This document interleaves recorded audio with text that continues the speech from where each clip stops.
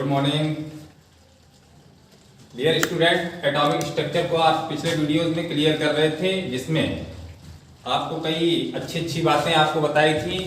Atomic number, mass number, इनके बारे में आपको जानकारी दी थी और बताया था कि सारे एलिमेंट्स के अलग अलग एटॉमिक नंबर होते हैं। अब यहाँ पर बहुत थोड़ी सी बातें अभी हम पिछली और क्लियर करना चाहते हैं, जिसमें आप देखते होंगे कि कभी कभी कुछ ऐसे एलिमेंट्स होते हैं, जैसे यहाँ पर एक्सरसाइज के बतौर हम लिख देते हैं हाइड्रोजन। अब हाइड्रोजन को हम यहाँ पर क्लियर करना चाहते हैं, तो जनरली आप लोग देखते होंगे कि जब हाइड्रोजन की बात आती है तो हाइड्रोजन का जो सिंबल देते हैं H, अब इसे कई फॉर्म में आप यहाँ पर डिफाइन कर लेते हैं। हाइड्रोजन के लिए हम लोग यहाँ पर लिख देते हैं 1H1, हाइड्रोजन के लिए लिखते हैं 1H2, हाइड्रोजन के लिए लिखते हैं 1H3। तो यहाँ पर क्या रिजल्ट मिला है? यहाँ पर रिजल्ट ये मिला है कि हाइड्रोजन जनरली 3 फॉर्म में है, जिसमें 1H1 है, 1H2 है, 1H3। 3 फॉर्म में हाइड्रोजन पाया जा रहा है, तो इसका मतलब हाइड्रोजन 3 है।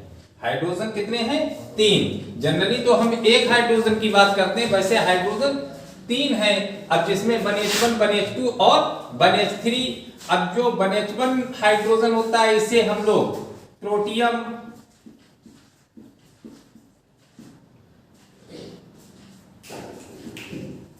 1H2 इसे ड्यूटेरियम,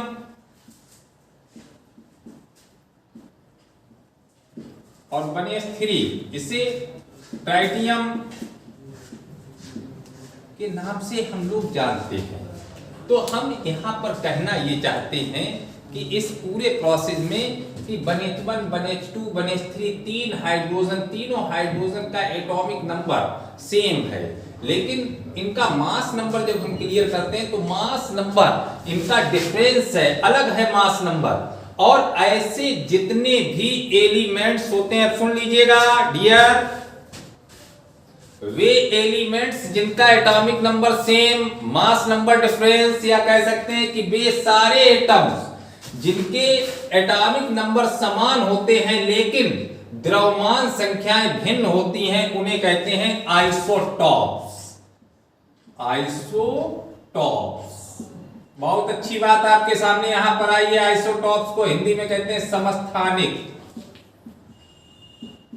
हिंदी में इसे क्या कहते हैं? समस्थानिक। तो आपके सामने समस्थानिक क्लियर हो गया कि समस्थानिक किसे कहते हैं। समस्थानिक उन्हें कहा जाता है जिनके एटॉमिक नंबर समान होते हैं, मास नंबर डिफरेंस होते हैं, उन्हें समस्थानिक कहते हैं। और एटॉमिक नंबर से रीजन निकलता है कि जिनके पास में नंबर ऑफ प्रोटॉन इक्वल होते हैं, नंबर ऑफ प्रोटॉन समान होते हैं, वही आइसोटॉप्स होते हैं। राइट? ऐसे बहुत सारे एलिमेंट्स आपको मिलेंगे पेरियोडिक टेबल में। जैसा कि आप हाइड्रोजन को देख रहे हैं, ऐसे ही कार्बन को देखेंगे, नाइट्रोजन को देखेंगे, कई एलिमेंट्स अपने आइसोटॉप्स यहां पर क्लियर करेंगे। ठीक, आगे चलते हैं। कुछ केसेस में आप इस तरीके से भी, ये आपका पहला केसेस यहां पर हमने केस 1 लिया था, और केस 1 आप किसको रिप्रेजेंट कर रहा था? आइसोटॉप्स को। अब हम यहां पर केस 2 की बात करते हैं। केस 2 में देखिएगा हम क्या कहना चाहते हैं। अब हम केस 2 में कहना चाहते हैं कि आपने जनरली जब स्टडी की है तो कभी कभी हम लोग स्टडी में ये भी देख लेते हैं कि जैसे लिखा हुआ है 20Ca40, 20Ca40, यहां पर लिखा हुआ है 18Ar40। अब यहां पर कैल्शियम आर्गन, 2 एलिमेंट्स को हमने चूज किया है। कैल्शियम आर्गन्स जो 2 एलिमेंट्स यहां पर चूज किए गए हैं, तो यहां पर हम देख रहे हैं कि इनके मास नंबर समान आ रहे हैं, एटॉमिक नंबर चेंज है। तो हम ये कहने लगते हैं कि ऐसे भी एलिमेंट्स हैं जो मास नंबर एक जैसे रिप्रेजेंट कर देते हैं, जिनके मास नंबर एक जैसे होते हैं लेकिन एटॉमिक नंबर एक जैसे नहीं होते। जैसा कि आपको लगातार ये बताया गया है कि जितने भी एलिमेंट्स हैं, सभी एलिमेंट्स के एटॉमिक नंबर चेंज है, सभी के मास नंबर भी चेंज है, लेकिन मास नंबर सभी के चेंज नहीं हो सकते हैं। आपके सामने ये बात खुल के आ चुकी है। राइट? तो यहां पर क्या डिफाइन हो रहा है? डिफाइन ये हो रहा है कि वे एलिमेंट्स जिनके एटॉमिक नंबर अलग होते हैं लेकिन मास नंबर सेम होते हैं, उन्हें कहते हैं आइसोबार्स। क्या कहते हैं? आइसोबार्स।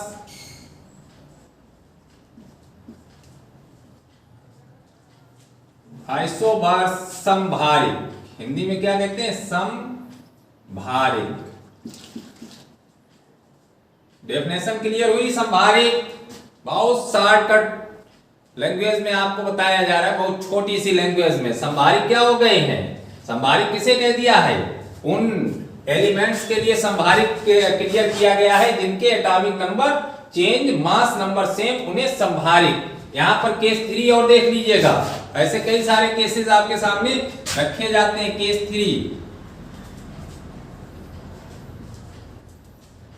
3 में आपको एक बिल्कुल हटके बात हम यहां पर क्लियर कर रहे हैं, बहुत हटके। 6C14 एलिमेंट्स लिया है, 6C14 एलिमेंट्स लिया है, 8O16। केस थर्ड यहां पर देख रहे हैं। ओहो प्रॉब्लम, एटॉमिक नंबर भी चेंज, मास नंबर भी चेंज। अब इन्हें हम लोग क्या कहेंगे? एटॉमिक नंबर, मास नंबर दोनों चेंज आ रहे हैं। अब यहां पर जनरली जब हमने देखा कि एटॉमिक नंबर, मास नंबर जो बाहरी स्ट्रक्चर है वो डिफरेंस मिल रहा है, उसमें कहीं पर देखने पर इक्वलिटी नहीं आ रही है, तो ऐसा करें हम अंदर की क्लियरिटी को क्लियर करें। ऐसा तो नहीं है कि अंदर कोई चीज इक्वल हो। अब अंदर क्या है? छिपी हुई बात आपके सामने ओपन बात है। प्रोटॉन ओपन होते हैं, ओपन है इलेक्ट्रॉन, ओपन होते हैं, छिपे कौन होते हैं? न्यूट्रॉन। न्यूट्रॉन छिपे हुए हैं, न्यूट्रॉन खुले हुए नहीं हैं। अब न्यूट्रॉन कितना है यहां पर क्लियर कर लेते हैं। जब छिपा हुआ है इलेक्ट्रॉन, प्रोटॉन तो इक्वल नहीं है, भूल ही जाओ। तो न्यूट्रॉन 14 - 16, यही तो फार्मूला 14 - 6, यही तो फार्मूला क्लियर किया था। ए न्यूट्रॉन 16 - 8, क्या चीज इक्वल आई है? बताइए बताइए। नंबर ऑफ न्यूट्रॉन्स, जहां पर नंबर ऑफ न्यूट्रॉन की नंबर, न्यूट्रॉन की संख्या इक्वल होती है तो उन्हें कहते हैं आइसोटॉन्स। इस टाइप के केसेस को क्या कहते हैं? आइसोटॉन्स। सम न्यूट्रॉनिक, राइट। ये बहुत छोटे छोटे से वर्ड्स होते हैं, आपकी जनरल स्टडी चलती है तो उसमें यूज में लाए जाते हैं। डियर वीडियो देखते रहिएगा। वीडियो में एक और बात आपको यहां पर हम क्लियर कर देते हैं, तब हम आगे आपकी जो क्लास क्लियर करेंगे उसमें आपको सबसे पहले तो हम एटॉमिक नंबर को बताएंगे कि कैसे आप तैयार करें, कुछ एलिमेंट्स को तैयार करने का एक तरीका, और फिर उनके इलेक्ट्रॉनिक कॉन्फ़िगरेशन पर हम डिस्कस करेंगे। लेकिन डियर इससे पहले एक चीज और क्लियर कर लेते हैं, थोड़ा सा यहां पर बात क्लियर करते हैं।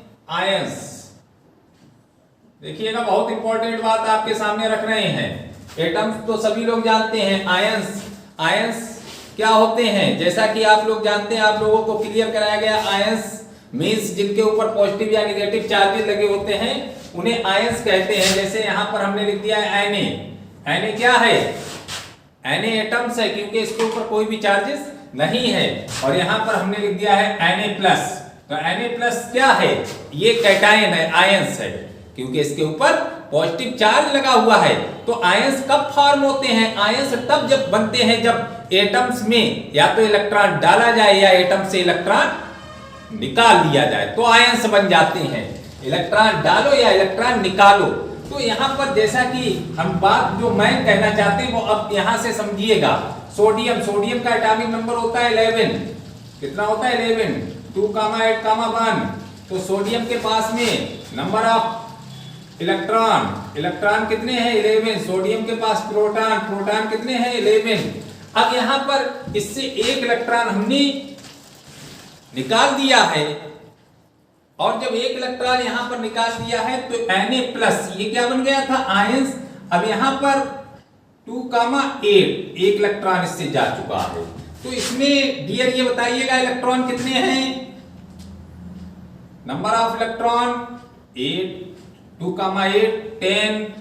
नंबर ऑफ प्रोटॉन, यहीं पर आप लोग मात खाते हैं, चैलेंज के साथ में कहते हैं कि ज्यादातर लोग यहीं पर मात खा जाते हैं, क्योंकि लगातार क्लियर करते रहते हैं जितने प्रोटॉन होते हैं उतने ही इलेक्ट्रॉन होते हैं। भैया ये तो एटम्स के लिए बात होती है, ये बात आयंस के लिए नहीं होती है। आयंस में इलेक्ट्रॉन कम भी हो जाते हैं, इलेक्ट्रॉन ज्यादा भी हो जाते हैं, लेकिन प्रोटॉन में कोई भी चेंजिंग नहीं होती है, कितना भी चार्ज लगा दो कोई चेंजिंग नहीं। बस यही आपको ध्यान रखना है, प्रोटॉन में कोई चेंजिंग नहीं। यहां पर प्रोटॉन 11 है तो डियर परमानेंट 11 बने रहेंगे। यहां पर आप कहेंगे प्रोटॉन 11, अगर इसके ऊपर हम 11 पॉजिटिव चार्ज भी लगा दें, Na+ के ऊपर 11 पॉजिटिव चार्ज भी लगा दें, तो इलेक्ट्रॉन यहां पर 0 हो जाएगा, लेकिन प्रोटॉन यहां पर 11 के 11 बने रहेंगे, क्योंकि प्रोटॉन न्यूक्लियस में पाए जाते हैं। तो पॉजिटिव चार्ज लगाने पर इलेक्ट्रॉन निकल जाते हैं और नेगेटिव चार्ज लगाने पर इलेक्ट्रॉन बढ़ जाते हैं। राइट? अब मत कहिएगा कि हमारी केमिस्ट्री क्लियर नहीं हो रही है। आपको अच्छे से अगर क्लियर हो रहा है उसका स्क्रीनशॉट लीजिएगा और इसके बाद में वीडियोस लगातार शेयर कीजिएगा। जैसा कि आपके सामने वादा किया है कि आपको हम 1 महीने